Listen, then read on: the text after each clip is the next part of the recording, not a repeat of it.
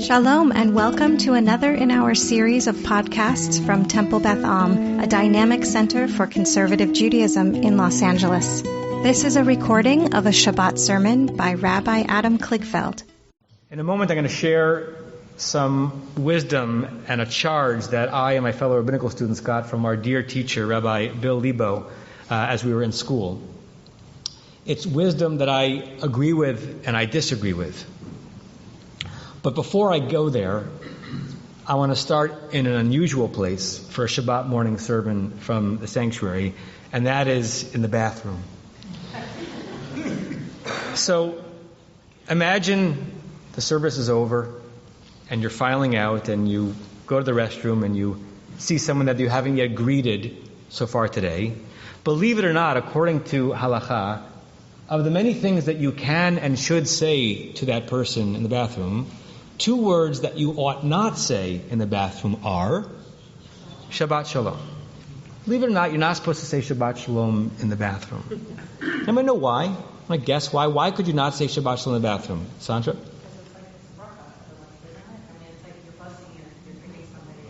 So one possibility that you're giving a bracha and you don't make a bracha in the bathroom. But why don't you make a bracha in the bathroom? Demons. That's always a good answer for anything in the Jewish community. Joey?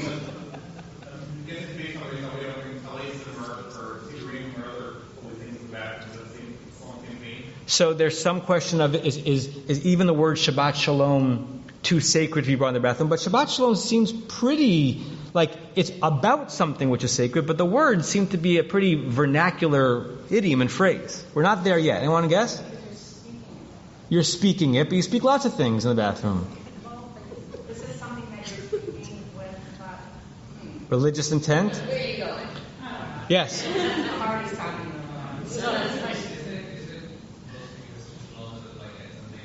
Oh, beautiful, right?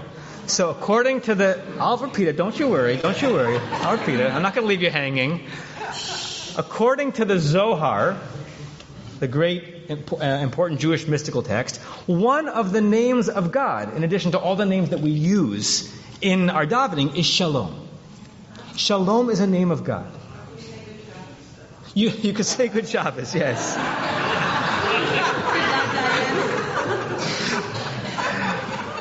So since Shalom is a name of God, and we're not supposed to invoke God's name in the bathroom, if you're one of those who says a blessing after using the restroom, you say it on the outside.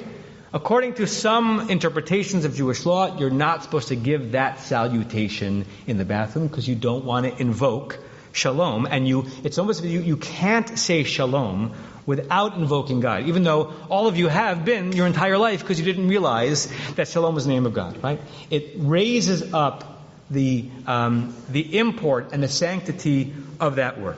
Okay, hold that in your minds for a little bit. Back in rabbinical school, Rabbi Bill Lebo, who was the dean of the rabbinical school when I was there and remains a very, very dear friend and mentor, said something which didn't quite make sense as we were in school, but's made an enormous amount of sense since. And that is, he says, when you become a rabbi or a cantor, you will be endowed almost automatically by the power to bless. You'll be able, you can't hear Dvorah? I'll try to speak a little bit louder. Okay. You'll be endowed as a rabbi and as a cantor with the power to bless. We heard those words as students, but we didn't know what they meant. You're not given a superpower when you're ordained. Nothing happens on a cosmic level, right? What does it mean that rabbis and cantors have the power to bless? What he meant was that when you walk into a space with the title of rabbi or cantor conferred upon you, whether it's a hospital room where someone is suffering, or a room in which families are in grief, or simply the way in which you enter into a space on Shabbat in a moment that's not particularly emotionally up or down, you will have the ability, because you believe that you are a rabbi who has the power to bless, and they believe that you are a rabbi who has the power to bless, to transform that moment. because of the double belief. It didn't make sense at the time. It's made an enormous sense since then, right? From the first day that I was working as a rabbi 21 years ago in upstate New York, I felt this ability ascribed to me. It wasn't, no one said words to articulate it, just happened, that there was something that was palpable and potential for me to do in a space because of the sense that people had about what a rabbi is and what a cantor does. And it's only because it's believed by the one receiving it and believed by the one giving it. It's very different than a Christian model in which the religious functionary is understood theologically to be an intermediary between the penitent and God. Nothing in Judaism suggests that I or any of the clergy in this community have any closer of a relationship to the Holy One than you do. Nothing. But there is a way in which our community is constructed that suggests that when a rabbi or a cantor holds out his or her hand and or confers a blessing to someone, something real is happening and a transformation may be taking place on the part of the person who is receiving it. The tradition, our rabbinic tradition, actually makes that rather explicit in terms of our rabbinic, and I would add human, ability to bless and therefore transform. In the first few pages of the Talmud, the thousands-page document that is a collection of Jewish law and Jewish lore, that initially, the first few pages, deals with the very important but rather kind of small issue question of when one recites the Shema every single day. As the Talmud jumps back and forth between Hilchata, law, and Agadata, narrative, the first narrative in the Talmud, which means the first time the rabbis of the Talmud have an opportunity to tell a story, to wax rhapsodic, to express values, rather than just determining a particular Jewish law, this issue is addressed. The Talmud says and imagines that what does God do all day? God sits in sanctuaries, waiting for Jews, we can make it larger, for humans, to come in and to bless God. God waits for human beings to confer upon God, who we think of as the source of blessing, a blessing. That, according to the Talmud, is the whole reason why the notion of the Kaddish exists. That Kaddish that we say throughout the service, it exists so that we can get to the line, Yehei Shemei Rabba Mevorach Le'olam U'Me'al Maya, so God can hear, as it were, in this anthropomorphized image of the Holy One, us saying, may God's name be great.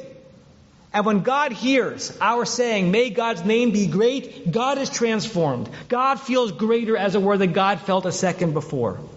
God accepted our blessing. It's a primary human role. Because our tradition and our theology ascribes to each one of us the power to bless humans and God, to confer peace, and in that way to transform the world around us. Which brings us to Pinchas, the parsha that we read this morning. The parsha panel is lit up there. I love that aspect of our sanctuary. It's an endless debate that cannot be resolved as to what was going on. I've already actually spoken about it several times this week, going in different directions. What was going on when God responded to Pinchas's important and effective but violent way of interrupting this plague with the Moabite women and the idolatry? Pinchas, at the end of last week's parsha, brings that about by killing one of the Israelite men and the Moabite women with whom he was cavorting. And God's initial response is to give Pinchas Brit Shalom, a covenant of peace. And without going into the unending machloket as to whether Pinchas got it because he deserved it or whether Pinchas got it because he needed it, he received it. God conferred upon Pinchas peace. God comes close to Pinchas in the divine way that God can give presence and say, I want to transfer some of the peace that's welling up inside me, the Holy One, to you, so that you can be a little bit different than you were. In what way might that transference have taken place? We can get a window into that from a reading of one of the first verses of the Torah that I learned from my dear friend Rabbi David Ingber. At the end of the first aliyah of Breshit on Simchat Torah, we dip into the first few lines of the second chapter of Breshit, Vayechulu Hashemayim va'aretz v'chol tzva'am. That all the things that God was doing to create the world were completed. And we have this verse, which many of you know well, Vayevarech Elohim et Yom HaShabbat vayikadesh oto. God blessed the seventh day and made it holy. Rabbi Ingber says, to do a close reading of that verse, you have to understand that there are two verbs and they're doing two different things in the verse. First, God gives a bracha to the day. And only after God gives a bracha to the day, does the day itself, the Shabbat, have a chance to be holy, kadosh. That the day couldn't have transformed itself into something different and distinct had not a third party, in this situation God, offered to the day itself a blessing and a transferring of peace. The blessing is what made something beautiful possible. God blessed the seventh day, transformed it, turned it into a vessel so it could bring holiness to all of us. That is how Shabbat is born in our tradition. And that brings us back to the restroom. What is it that we are trying to experience and build on Shabbat? And how do we actually participate in that by uttering this salutation, Shabbat Shalom? Perhaps one of the things that we are supposed to be thinking about, and maybe now thinking about anew when we say those words, is to go back to that first Shabbat and emulate the God who used blessing and peace to transform something into holiness. And therefore, it would be the opposite of a non-thinking salutation and the most beautiful blessing you could confer upon another person by looking them in the eyes and saying to them, Shabbat Shalom. I would like to take this two-word opportunity on this holy of days to transfer some of the shalom that I have in my body and in my soul from experiencing this Shabbat and give it to you. Shalom is the vessel through which the sense of blessing is transmitted, and it's the blessing itself, and it's all bound up in what we believe God is all about. So Shabbat Shalom literally may be the greatest blessing that a Jew can confer upon another Jew, that you experience your own inner peacefulness and your own serenity more profoundly than before. A.J. Muste, who was a Dutch-American 20th century clergyman and author and pacifist, lived his entire life dedicated to this hard-to-achieve but critical notion of shalom, of peace. And he had a wonderful one-liner, which most of us fail to live up to. He said, "There is no way to peace. Peace is the way." There's no way towards shalom. Shalom is the actual derech, the actual way. And that brings us back to Pinchas, and my sense, at least through this reading, of what the Holy One may have been saying to Pinchas in that moment. Pinchas, you are trying to bring peace to the camp. I know it. You are motivated to defend my name and my honor so that the people could peacefully continue their march toward the land of Israel. But you used non-peaceful means. The end was not peaceful, Pinchas. It was effective but horrific in my name. And for the spiritual person, for the Jew, for the God person, the ends and the means have to be as aligned as possible. You did stop the plague, Pinchas. But you missed the most important thing about this God you were defending. You missed my essence. You missed my very name, Shalom. We can imagine with a twinkle in our eye God saying to Pinchas, Shabbat Shalom, Shabbat, stop, Pinchas. Take a rest from how you've been holding yourself. And instead, shalom. Not only does God give Pinchas the Brit Shalom, God adds the phrase Brit Kehunat Olam. Pinchas, you get the covenant of the priesthood forever. What is the eternal priestly blessing? How does the priestly blessing that we say in shul, that we give to our children, end? Vayasem lacha shalom. The goal of a priest in Israel is to confer peace on the people around him or her. And who are priests? According to Rabbi Liba, my dear teacher, rabbis and cantors. And he's right about that. But he's also wrong, lovingly, because he, I'm sure, would agree with this idea. Because who are priests? Everyone. Mamlechet Kohanim v'goy kadosh. The primary charge to Israel is for every person, no matter where you're sitting in the pew, no matter whether you're sitting in front of a shtender and have a rabbinic degree on your wall, or have chosen some other way to contribute to the world and society, the Torah says that God sees you as a priest with rights and responsibilities. It's as if we are supposed to think of ourselves such that the most significant and important thing we can do to one another and to this world is to go into someone's presence and confer a blessing of peace, so they walk away from that encounter with more shalom than they had before. Many times when I give a drash or a teaching or a sermon, my end result is for people to think about something differently. I very rarely, as you know, tell people to do this or to do that. I think it's much more interesting to send people off with values in mind, filtered through their own particular intellectual processes, and decide how that's going to turn into action on their own. But today I want this idea to go not only from thinking but to action.